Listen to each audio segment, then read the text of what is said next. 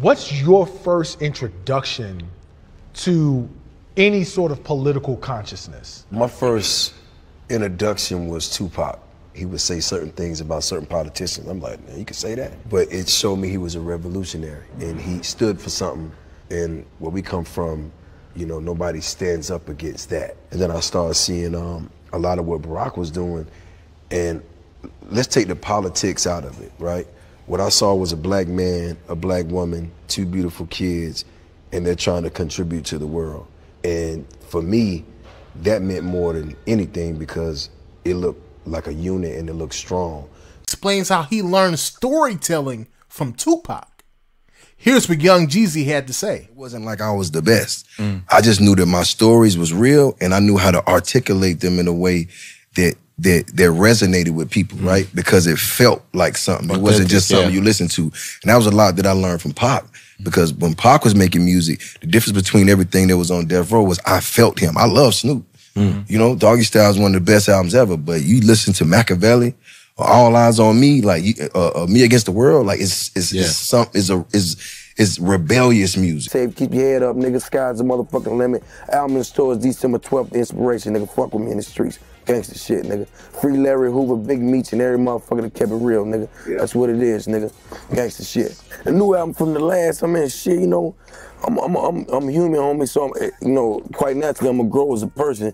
But I got the same mentality, man. I got 26 years of this shit in me. It's all I know is the street, so I'm just keep doing what I do, man. I mean, you know, if it ain't broke, don't fix it, you know what I'm saying? You know, you listen to the critics, you gonna fuck around and don't sell no records.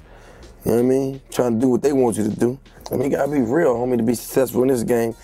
This music game is like the street game. Like, if you ain't a real nigga gonna take your bag. You know what I'm saying? It's the same thing with rap. You get on, you ain't a real nigga gonna take your bag. So, shit, you gotta just be a real nigga, homie.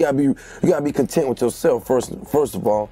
If you ain't content with yourself, you ain't you. So you really lying when you in the booth, you know? You can get in the booth and say whatever you want, homie. Ain't no rules in there. But if that ain't you when you walk out of there, you gonna have some problems. You know what I mean? So, man, if I could change one thing, it'd be the criticism. When a nigga come out, that's how a nigga is, man. Like, you know, everybody want a nigga to change and be this nigga. And why you talk about that? That's the same reason why you love the nigga. It's like a broad. You know she ain't shit, but you fuck with her because that's what you like about her. She real and you fuck with her, and that's how it go. It's like with an artist, you fuck with him because he that nigga.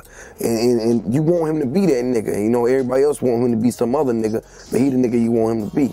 And that's why you fuck with him. Shit, nigga, I'm gonna be real with you. Ain't no positive thing that can be done to reverse the negativity in the hood. It can't happen, man. Like, at the end of the day, the hood is negative because that's the world we live in. The only thing we can do is be positive about it.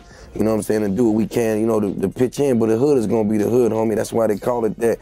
Ain't nothing you can do to change that, because if everybody was straight and everybody was all right, it wouldn't be no world. If everybody was doctors and lawyers, they wouldn't need niggas like us.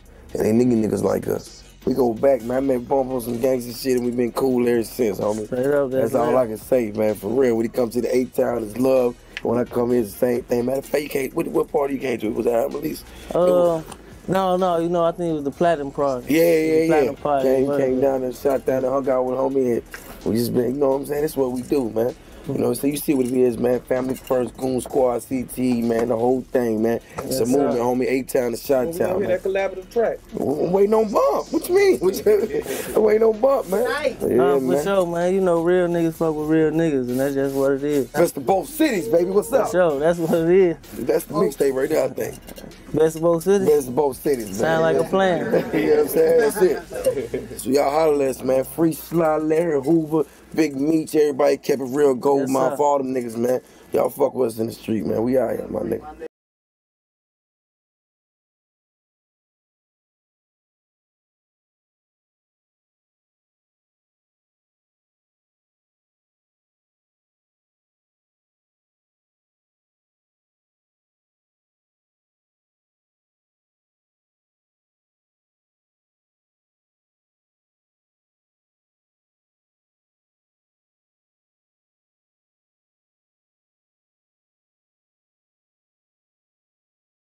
Ces chaînes-là doivent se demander d'où sort ce mec? D'où sort ce mec pour nous faire des sujets sur Alain Bachung, l'équité d'Alain Bachung à Kid Bush, et après nous terminer à parler d'un individu comme Young Jeezy. Décidément, ce mec n'a pas... Oui, je suis un roi des paradoxes. Je pense que c'est un don que Dieu m'a donné de développer cet éclectisme. Et c'est pas seulement sur la musique, c'est vraiment sur beaucoup de choses. Parce que le fait de m'avoir donné beaucoup d'empathie, c'est un peu un gift et un curse, ça. Parce que après les gens, tu sais, les gens sont pas rassurés quand ils voient quelqu'un. Ça dérange un peu aussi les gens, ce truc-là. Parce que quand les gens n'arrivent pas à scinder, à savoir qui tu es, où tu te places, ça les met un peu mal à l'aise. Parce que ça les rassure quand ils voient, ils arrivent à identifier quelque chose. Moi, souvent, on n'arrive pas à identifier parce que il est all over the place. Franchement, il est intéressé. Ma grande curiosité a été toujours le plus grand don que Dieu m'a donné. Et franchement, je le chéris par rapport à ça. Parce que pour moi, c'est une bénédiction d'avoir ce truc-là, d'avoir cette ouverture d'esprit. Les gens disent qu'ils sont ouverts d'esprit, mais je leur regarde et dis, moi, je pense vraiment que c'est un don que Dieu m'a donné, d'avoir ce truc-là. Et aujourd'hui, on va parler d'un album qui a tellement marqué mon adolescence. C'est cet album, le deuxième album de Young Jeezy. Moi, quand j'étais adolescent, la culture hip-hop que j'avais quand j'étais adolescent était vraiment beaucoup plus la culture de hip-hop du sud des États-Unis. J'étais pas encore très Slick Rick, Big Daddy Kane, ou comment il s'appelle encore, ou les gars de S. Young, Organized Confusion. J'étais pas encore sûr dans ces délires. Quand j'avais 18, 19 ans, non, je savais pas ces délires. J'étais beaucoup sur le hip-hop, surtout qu'au milieu des années 2000, c'était un peu le truc qui chauffait un peu en ce moment aux États-Unis. Et parmi les albums qui étaient un peu ma bible,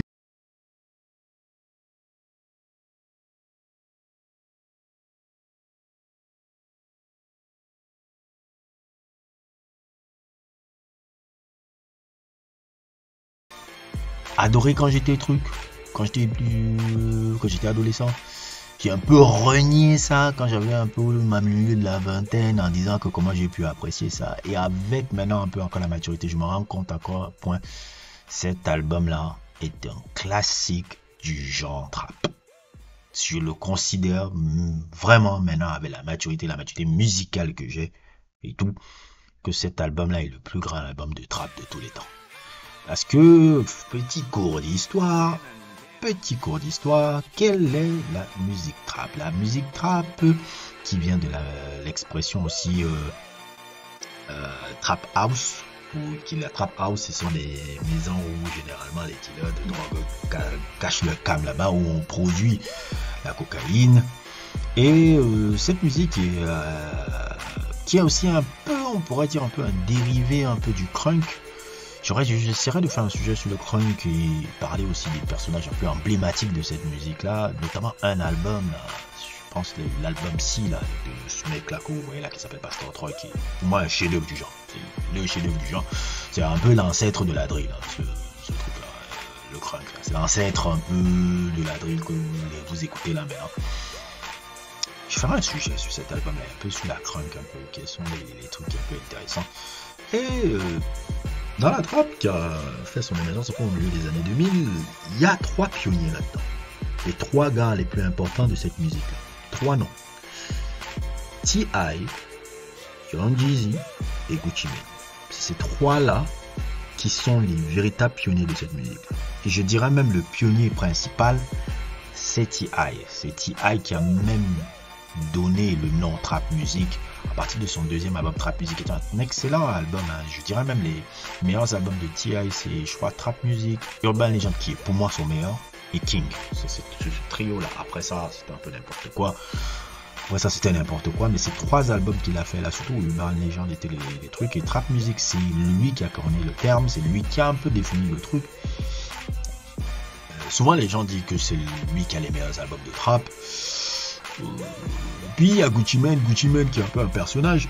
Moi j'ai l'impression que parfois Gucci Mane, les gens l'aiment pour le personnage qu'il a représenté, parce qu'il était un peu le real gars de la trappe, c'est-à-dire que c'est celui qui vivait vraiment le gangbang de la trappe et tout, et que le personnage a vraiment fasciné et fascine encore jusqu'à aujourd'hui. C'est très marrant même de voir aussi que Young Jeezy, le premier son qu'il a fait c'était avec lui, et de voir les bifs très très violents qu'il a eu avec Young Jeezy, parce que le bif c'était même des trucs de rue, il y a eu des morts dans le bif de Gucci Mane et Young Jeezy. J'ai pas trop envie de parler ça parce que c'est pas très joli ce qui s'est passé entre les deux là. C'était très violent, très violent. C'était beaucoup plus violent que Tupac et Biggie, le bif de Gucci Mane et Young Jeezy. Les gens n'ont pas vu ça parce que c'était pas des A-list rappeurs à l'époque.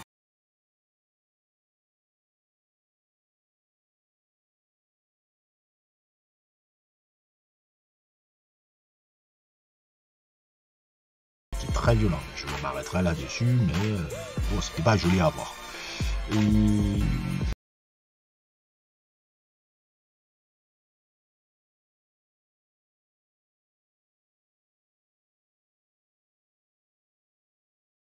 venu de vouloir faire un sujet sur Inspiration là. Comme vous savez, en ce moment, je dis, j'ai beaucoup été en mode Tupac ces temps-ci. Et il y a un truc que je me faisais beaucoup là, c'est étudier un peu les voix de Tupac. Genre, mettre Tupac a cappella sur plusieurs sons qu'il a fait et écouter ça un peu. Et quand j'écoutais, je me disais, putain, quand je pense à Lil Boosie, sa manière de poser et de doubler sa voix, parce que Tupac il aimait beaucoup doubler ses voix quand il rappait, c'est-à-dire il mettait sa première couche, après il remettait encore une deuxième couche avec des ad-libs. Je pense même que c'est le premier gars de l'histoire du hip-hop à mettre un peu les ad-libs là, les haha, ouais ça, ces petits ad-libs un peu là que tu retrouves après. Par exemple, on peut encore sur des personnages comme Pastor Troy.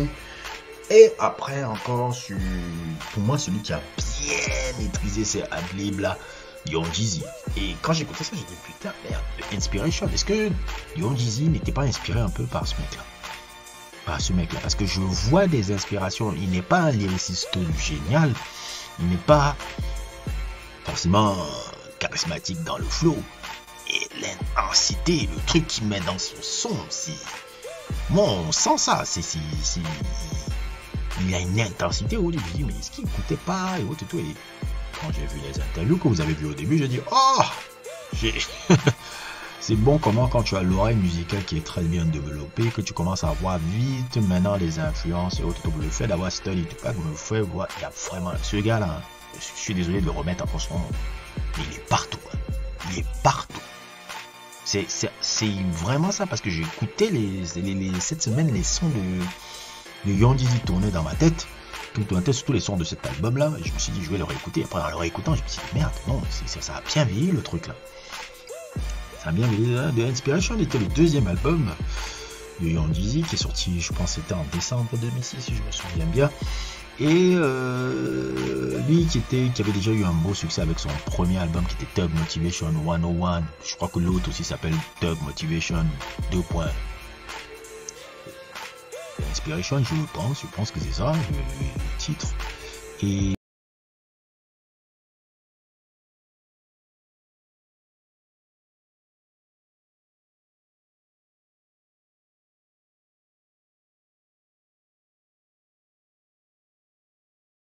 je dirais une certaine forme d'authenticité, on dit souvent qu'il n'est pas authentique, mais je dirais une certaine forme d'authenticité dans sa musique m'a toujours fait apprécier cet album là. Moi à l'époque, je me rappelle quand j'étais dans un blog, je l'avais noté 17-75 et il y avait deux potes un peu qui étaient aussi des fanatiques de musique à l'époque, fanatiques de hip-hop à l'époque, qui étaient venus me dire mais toi tu exagères avec des mecs du sud, et jusqu'au jour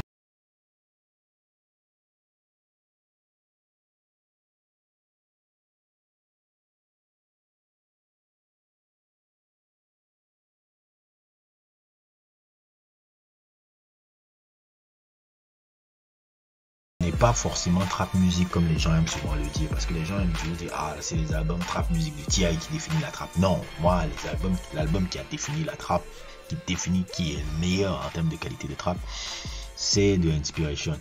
Et des sons qui m'avaient marqué là-bas, c'est des sons un peu le premier single and I Love It qui était génial. Je crois que c'était produit par Drumma Boy ou Shorty Red. Je vais encore regarder à l'époque pour ne pas dire des conneries. Je dis ça un peu en tête comme ça.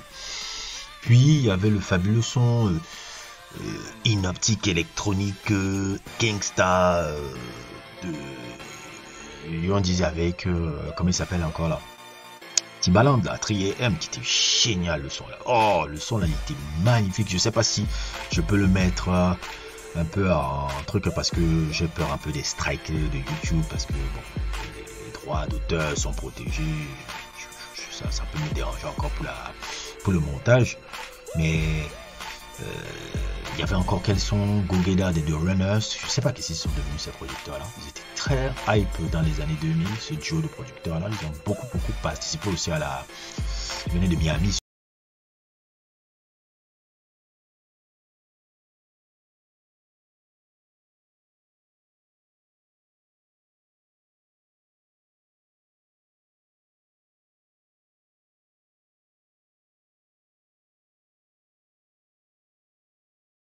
Ça, c'est vraiment un truc là de Inspiration.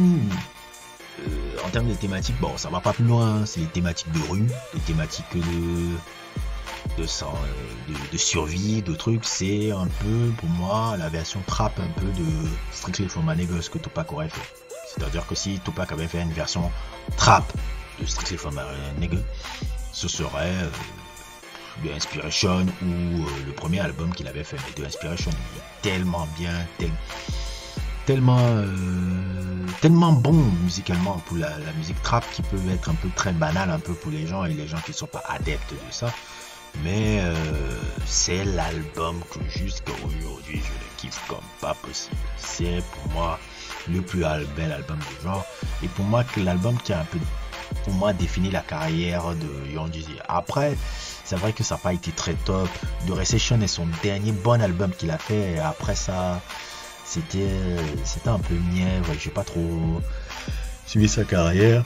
Après, c'était pas trop si ouf que ça, et je pense qu'il était devenu beaucoup plus un homme d'affaires que un artiste musicien, puisque c'est quand même plus un hustler aussi.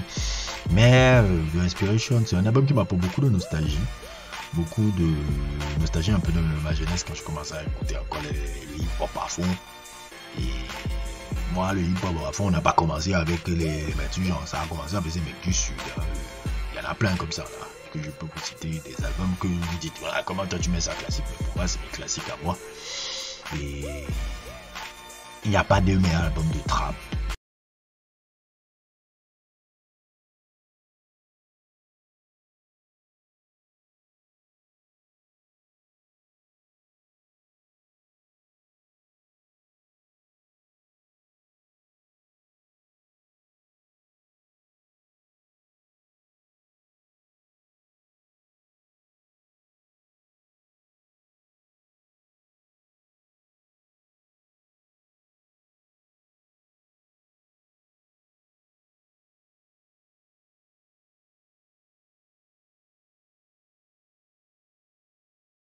Avec.